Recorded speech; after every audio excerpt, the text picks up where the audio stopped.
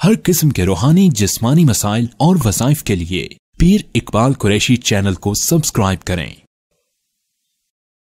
نحمدہ ونصلی علی رسولہ الکریم، اما بعد فاعوذ باللہ من الشیطان الرجیم، بسم اللہ الرحمن الرحیم۔ ہم اس وقت مدینہ منورہ میں، یہ مسجد امام بخاری ہے، یہاں موجود ہیں۔ یہ وہ مسجد ہے جہاں امام بخاری رحمۃ اللہ علیہ نے بیٹھ کر احادیث بخاری شریف کو جمع کیا۔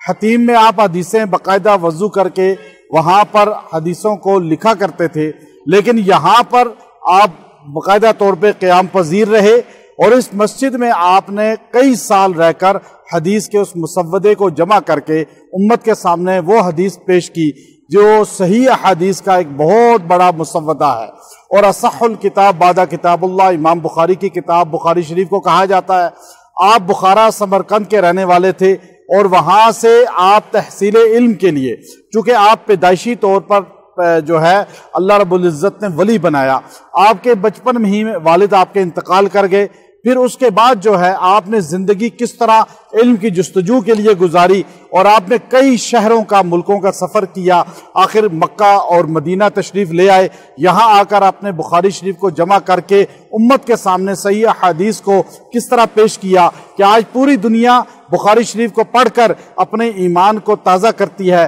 یہ مسجد امام بخاری ہے۔ جب بھی آپ مدینہ شریف آئیں، بالکل مسجد نبوی کے قریب یہ مسجد امام بخاری ہے، یہاں تشریف لائیں۔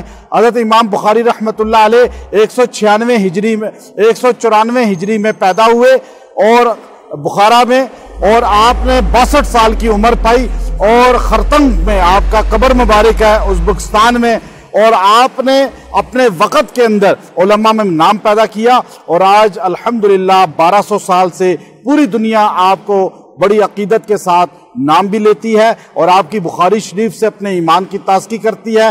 وآخر دعوانا ان الحمدللہ رب العالمین۔